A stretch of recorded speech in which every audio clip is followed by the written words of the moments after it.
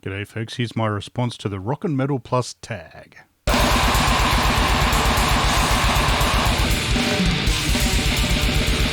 Greetings and salutations. G'day folks, Jeff here, welcome back to the channel. Today we're doing a response video, sort of contest entry for Johnny Mac, who runs the Metal and Rock Plus channel. Bloody excellent channel. So he just hit 1,000 subscribers recently, so he's doing a little competition for quite a decent giveaway. I'll put a link below to his original video. So he's got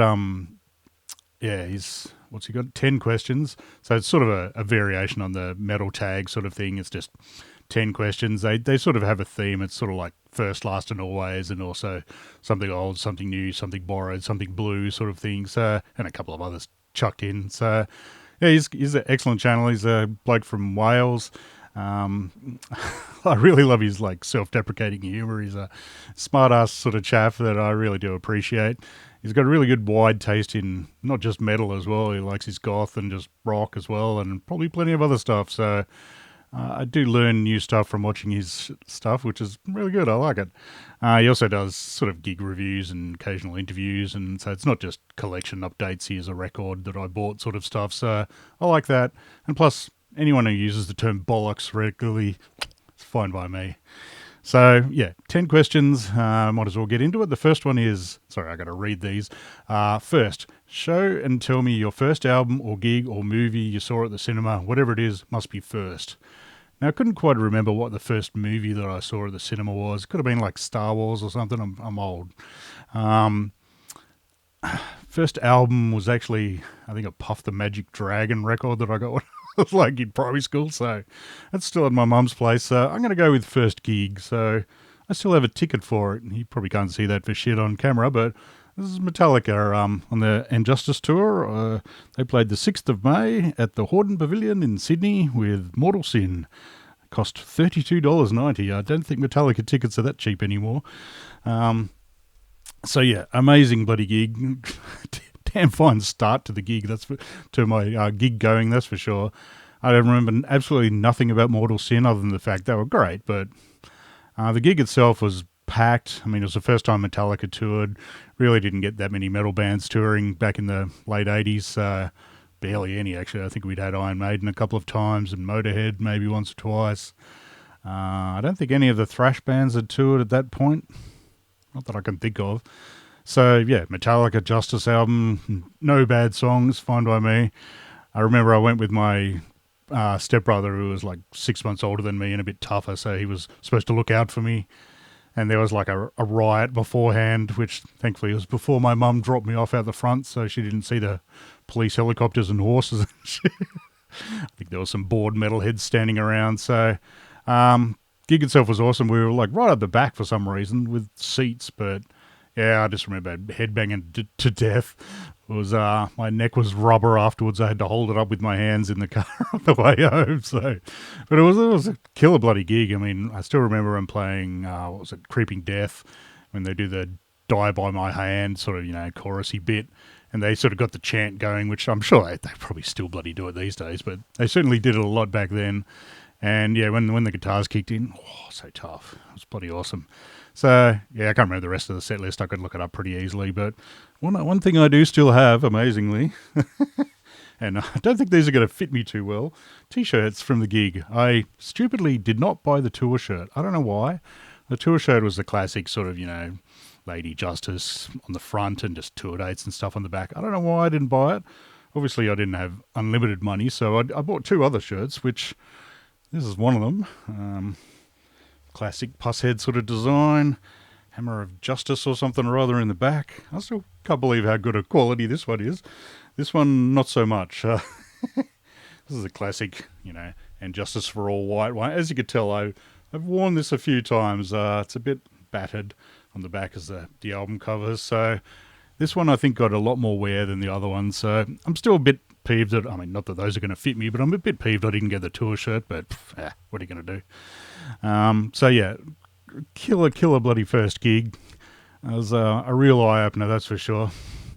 All right, next question is the last album, gig, etc. that you purchased or went to see. So for that, what was it, last week? No, a week before, I think I saw Atheist, classic Florida tech death band. They played with Anoxia and Vexation in Canberra, so hence the nice spiffy t-shirt. And they were bloody awesome. So good. I was figuring they'd be pretty good. I mean, it's sort of like Kelly and the Atheists, the Young Atheists maybe. It was, yeah, he's the only original member, and he probably could be old enough to be most of their dads, but they went off. It was way more high energy than I expected. I only played stuff off the first 3 albums, which is kind of weird. I'm a bit peeved they didn't play anything off the 4th album. Not that I own that, but I actually listened to it beforehand and thought, this is pretty bloody good. Why don't I own this? I do own the first 3, but yeah, and the majority, it was like, I think we got 7 out of 8, I think, songs off Unquestionable Presence. So I was a happy bloody chappy, that's for sure, because that's my favourite by a mile. I do like this one, but they didn't have Unquestionable Presence shirts in my rather curvaceous size, unfortunately. Even this one's a little tight. And my mate Lee pointed out that, don't get the ones in the plastic because they're too small, and he didn't buy one. And I could see why. This one's a little snug for the size that it is. So yeah, amazing bloody gig. I mean, Anoxia and Vexation were killer as well. I'd seen Anoxia a few times of late. Vocalist has the deepest bloody voice. It's great. Vexation I knew nothing about. I think they're a Perth band maybe. They were pretty bloody killer actually, just sort of death thrash almost. Anoxia just full death metal, but yeah, Atheist, bloody hell, it was way better than I expected. If you get the chance to see him, do it. It's too late for the Aussie tour, but if you're overseas somewhere and Atheist are playing, bloody go to it. They were surprisingly good. And I love the best bit. I always loved the bass. Like Roger Patterson was the main songwriter as well, I think. So the bass sort of drives a lot of it. And this guy, who was super energetic all over the place, jumping up and down. And he got every little bass sort of twiddly bit that I liked. Got them all right. I was very pleased with that. So that was killer. I was very happy with that. All right, question 3. Always your favorite album, etc. So on this one, Johnny Mac did mention about comics and the like, and I was thinking, I should do comics, but I forgot to get it out of the shed. My favourite comic that I would have been holding up is my Arkham Asylum, a Batman one that's friggin' killer. So instead, I'm going with not necessarily my favourite movie, but my favourite action movie. And by action, I mean pure action, not sort of sci-fi action, because then I'd have the horrible dilemma of picking between Aliens and Predator as well. So in the end, I've gone with my favourite pure action movie, which, yeah, Commando. You can't go past it. It's the best Arnie movie. Wow. Predator's a much better movie, obviously. So are the Terminators, and probably most of his movies are better than this, but I love this movie so much. I must have seen this, 80 times probably by now. For some reason, I thought I actually owned this on Blu-ray, but I don't. But I think it is because this one is the slightly cut version, and I think the Blu-ray is as well. So I've been meaning to track down a proper version of it. The bit, and if you know this movie, you'll know probably exactly what scene I'm talking about. The garden shed scene, let's just put it that way. There's some quality deaths there with circular saw blade and arms being chopped off and axes going into groins, all the great stuff that you really want in a movie. If you don't know what this movie is Arnie shooting a lot of people, basically, with young Alyssa Milano in it as well. And best of all, Wes from Mad Max 2 as well as Bennett, best bad guy.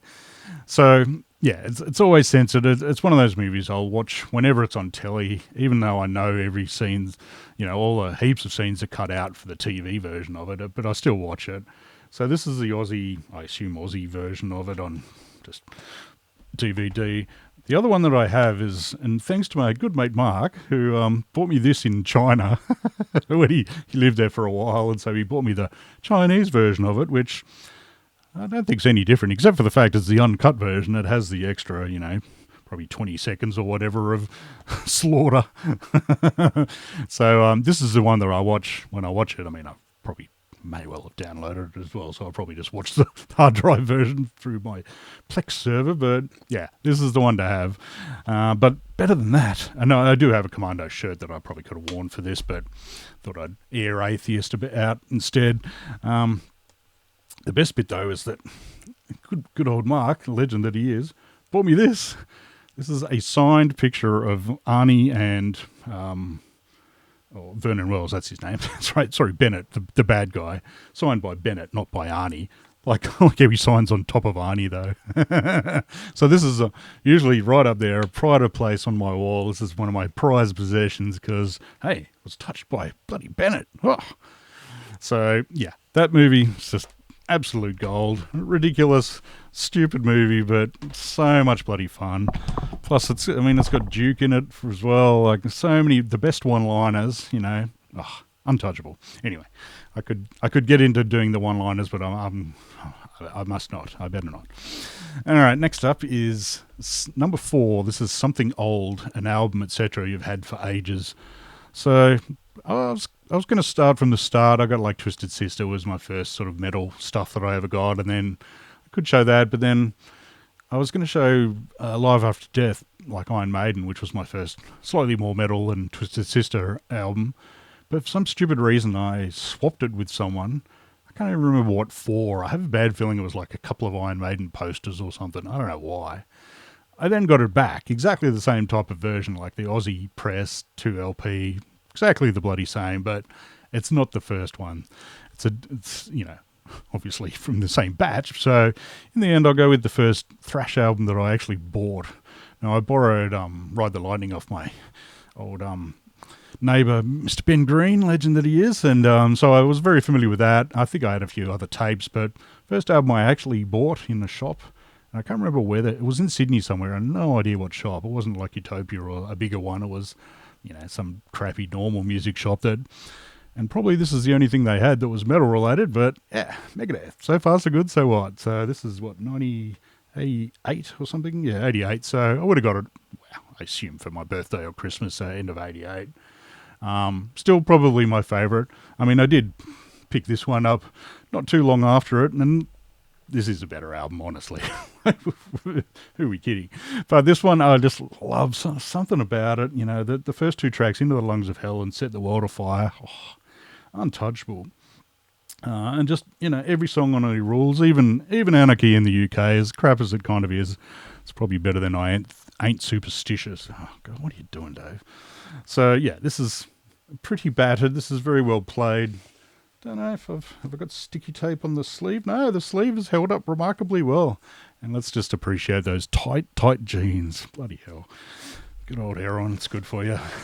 Good for weight loss. I didn't mean that, YouTube. Not really. So yeah, this is my Something Old. Legendary. I don't need to mention it. It's a great friggin' album. That's as far as I go with Megadeth. I don't actually own anything after that. I do. I only have a CD of first album, Killing Is My Business, which is a bit of a shame. I kind of wish I had the old record of that, and I do not want to pay for whatever the hell that'll cost. So, yeah, that'll do for Something Old. Something new, obviously, a new album or shirt. I could do this shirt, which is disconcerting. It's got all these spots all over it, which is part of the design. I keep thinking I got like dandruff all over me, which I probably do, but at least it merges in with the shirt, so maybe this shirt's a good thing. But so my Something New is this one arrived last week. I haven't actually had a chance to listen to it yet, but yeah, good old Asphyx with, what the hell's it called? On the Wings of Inferno. So this is non-Martin Van Drunen era Asphyx, so I think he was out for a couple of albums or something or other. So this has got, what's his name? Wannell or whatever his name is, the guy from Pentacle on vocals and bass, and obviously Eric and Bob on guitar and drums. So killer bloody album. I've got this on my hard drive. Who are we kidding? But I thought I got this in with another one you'll have to wait until the collection update comes for that. So yeah, this was just an additional. Well, postage doesn't go up. I might as well. I've always been meaning to get this one. So yeah, pretty sure it sounds a lot like Asphyx. So heavy death doom, the Dutch way. I love it. So yeah, this is my Something New. I look forward to listening to that one a bit more. All right, next up is Something Borrowed. So, yeah, an album or whatever that you didn't get yourself. So this one I'll give praise out to my old flatmate and good mate Jesse, who I haven't seen for quite a while since I saw him at that Dead Can Dance gig in Sydney. Oh God, however long that was ago, 10 years or whatever. So I think the good lad lives in Melbourne, and so we shared a house together for a number of years, and we're already very good mates. So yeah, at one point he decided to gift me all his not all of his metal collection, but a lot of it, like old tapes, old records, and a lot of old T-shirts. None of which are going to fit me ever again. Maybe fit my leg or something if I'm lucky. But yeah, he threw in. I mean, the tapes themselves were probably the prize bit out of that. Because it had some very old Canberra demos that were just impossible to get. There's no way you're going to get them, as well as some live recordings that is even better probably and even rarer.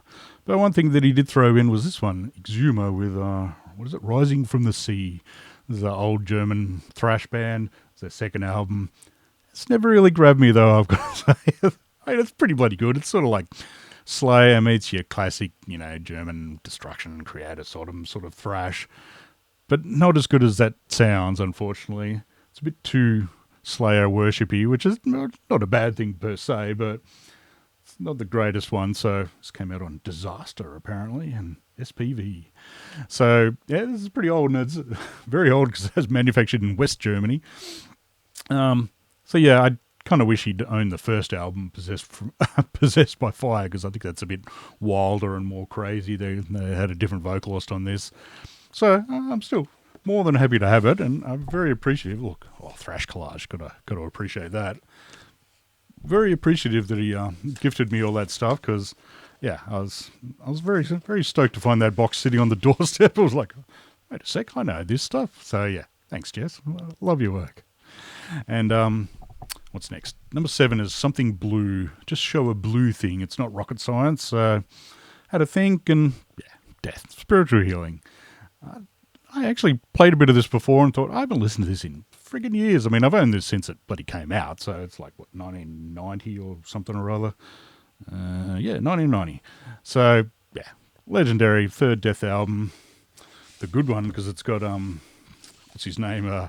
James Murphy on guitar on it, who's a damn fine lead guitarist, that's for sure. So, yeah, this is my OG copy. It's 35 years old now. Bloody hell, I feel old. So, yeah, I'm going to listen to this again, because it's been yonks. I put a bit on before. I mean, I have the title track seared into my memory because I've listened to that so many times, and also Living Monstrosity because I I remember back, speaking of Jesse, I auditioned for a band that he was in when he went to, because he's like, I think he was born in America.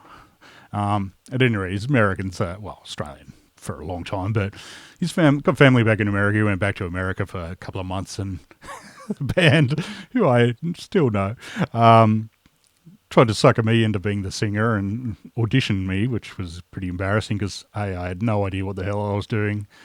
And I think I sounded all right on Living Monstrosity, but of course I didn't know how to sing, so I blew my throat out.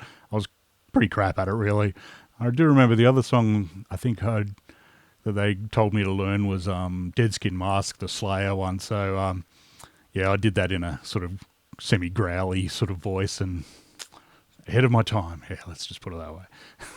It was shit. So I did not end up singing for Synapse. Jesse still did, which was good. Sort of morphed into Codpiece, I suppose. Yeah, I'm glad I didn't get that Guernsey, although it could have been my claim to fame. Oh, anyway. So yeah, number 8 is shout out to other YouTubers. So it's just an opportunity to say, yeah, these guys are great. Check them out. So firstly, Johnny Mac, check him out. Link below. I'll also give a shout out to Roger Kjørvik from Norway. He does mostly, extreme metal sort of stuff. He's got broad taste across the metal spectrum. I don't know how much other non-metal stuff he likes. I'd like to see a video on that. Maybe it is all just pure metal. I don't know, but I really like his style. He's got a very Scandinavian way of thinking about things, and a lot of interesting pronunciations. Plus, I mean, he knows very much what he's talking about. He knows a lot about black metal, which seems to be his main sort of love. But death thrash, all sorts of stuff. So yeah, every time, always watch his stuff. Another guy that I always watch is S&T Young. So Steve is an American guy that I love his videos because he's half the time he's obviously had a few beers or a few puffs on something or other, and he's just very into it and just, put music on loud and just sit there headbanging for like a couple of minutes and then start talking away. So yeah, I like his takes on things, and he's got broader taste than I'd expect in some ways as well. But yeah, he's always worth watching. The other two I'll give a shout out to is an Aussie guy called Kingbean, and links to all these will be below. Now, Kingbean doesn't do like talking, yabbering videos like this. He just films gigs in, Melbourne mostly. I assume they're all in Melbourne. So heaps of he's documented the Melbourne grind scene for like, 20 years or something probably. So it's got a lot of stuff. He's also he digitized some stuff that I sent him, like old gigs by The Kill and Fuck I'm Dead maybe. I can't remember. And Clean Off? I don't know. So yeah, a lot of Melbourne grind stuff, but all sorts of different bands as well, a lot of experimental ones and strange stuff. He does film them himself, but yeah, as I said, he digitizes really old ones as well. That I think he got a huge collection off a guy who passed away, so there was plenty to come from him. So always worth checking out his stuff because he's knows what he's doing on the technology side of things as well, of getting the best quality out of a tape. So. And lastly, I'll just plug one more. This one does not need the subs. They've got 1.9 million subs, but one channel that my dear wife and I both enjoy watching is one called Kotsumet, Kotsume. It's about otters. It's a Japanese couple that own 2 otters, because you're allowed to own otters in Japan apparently, as Japanese otters. And so it's just basically, like 10, maybe 15-minute videos of the otters just sticking around in their apartment, making weird noises, eating food, swimming. They've got like an apartment somewhere in Japan. They don't show their faces. They don't tell you where they are really. So assuming it's Tokyo somewhere, but God knows. And, they've got like a balcony with a pool, little wading pool set up. And it's just, I don't know. This is great viewing. It's what I like about YouTube. As far as YouTube goes, I like heavy metal, some travel videos, and otters. So yeah, highly recommend Kotsumet. It's great stuff. All right. Question 9 is a question you want to ask me. So something I want to ask Johnny Mac. So I'm always interested in this. And someone actually asked me I think my last video, this exact question pretty much was, how do you sort your music collection? Like, is it in genre? Is it in alphabetical? Is it just everywhere? Now my one, I'll probably already mentioned it before, but I'm pretty anal with mine. No genre, because too much of my stuff just crosses boundaries that are just like, oh shit. The only possible thing I'd probably have as a separator is Aussie stuff versus non-Aussie stuff, just so it's easier to find. But no, everything's mixed in, so it's fully alphabetical, all chronological as well. It's always tricky with like demos and demo compilations. So if it's a proper just the demo itself, so like just an Arm & Angel demo, it'll go in the chronological order.